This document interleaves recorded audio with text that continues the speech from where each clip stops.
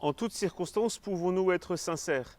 C'est-à-dire dire la vérité, quelle que soit la personne qui nous écoute.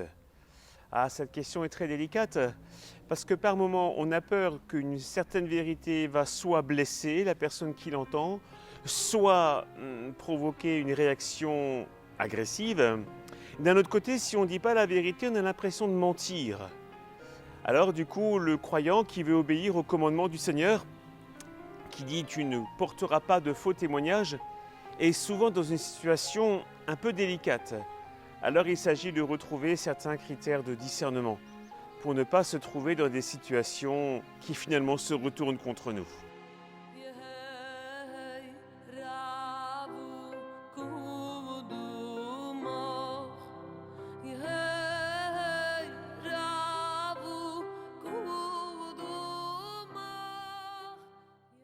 Quand on prend la parole devant quelqu'un, la première question à se poser, c'est est-ce que la personne ou les personnes qui m'écoutent ont un droit strict à connaître la vérité? Concrètement, vous savez, on tombe par moments sur des personnes qui, avec une expression un peu familière, veulent nous tirer les vers du nez. Elles veulent savoir des choses qui ne les concernent pas, peut-être pour les répéter par la suite.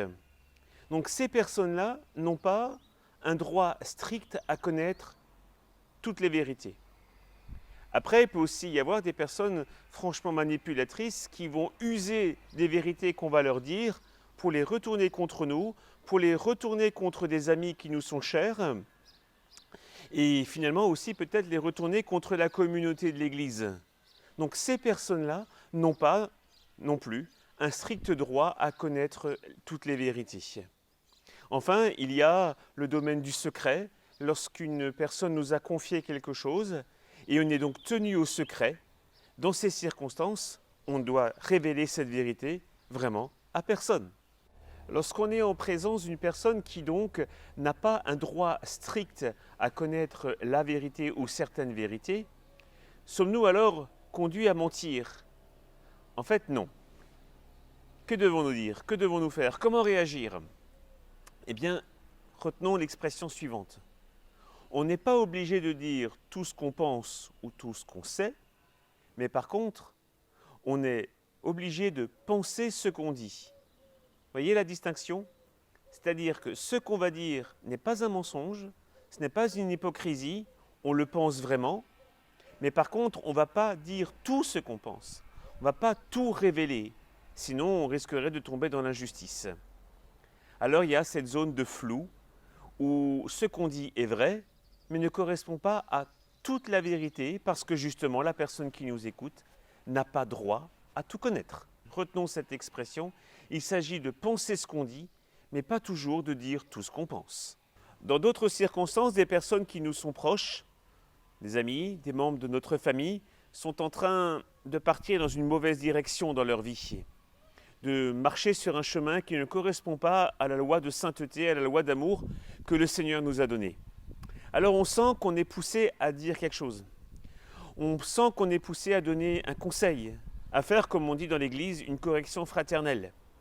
Mais on se dit, au fond de nous-mêmes, est-ce que ça va être bien accueilli? Est-ce que cet ami, est-ce que ce membre de ma famille va accepter ce que je dis? Est-ce que je peux être sincère? Ou va-t-il se vexer? Ah, la question est délicate. Et souvent, par crainte de vexer, par crainte de provoquer une colère, on va se taire et ne rien dire. En fait, on va manquer de sincérité.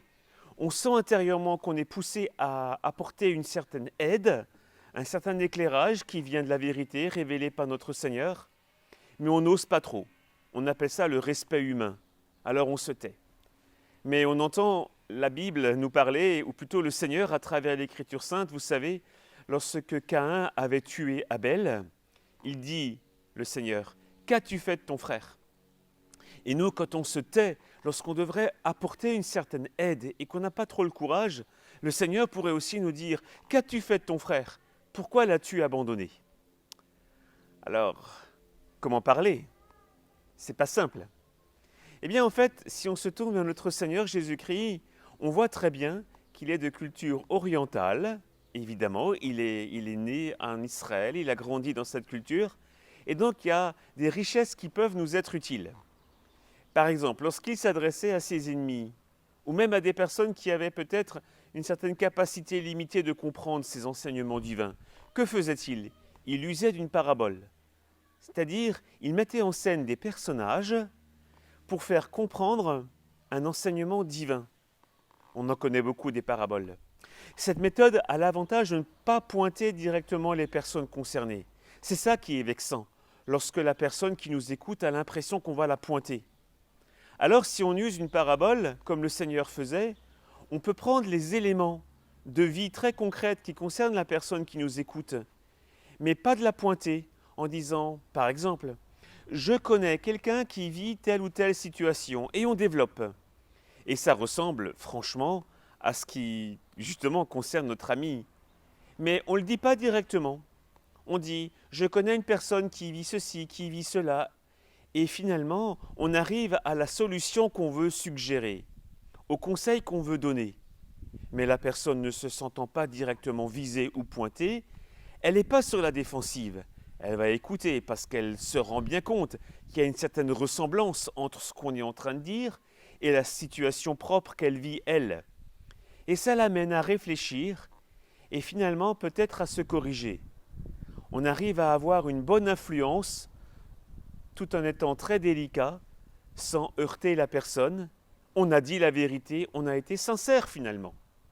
Enfin, il y a la situation peut-être la plus claire, mais aussi la plus exigeante, où on est en face de quelqu'un qui a vraiment un droit strict à connaître la vérité.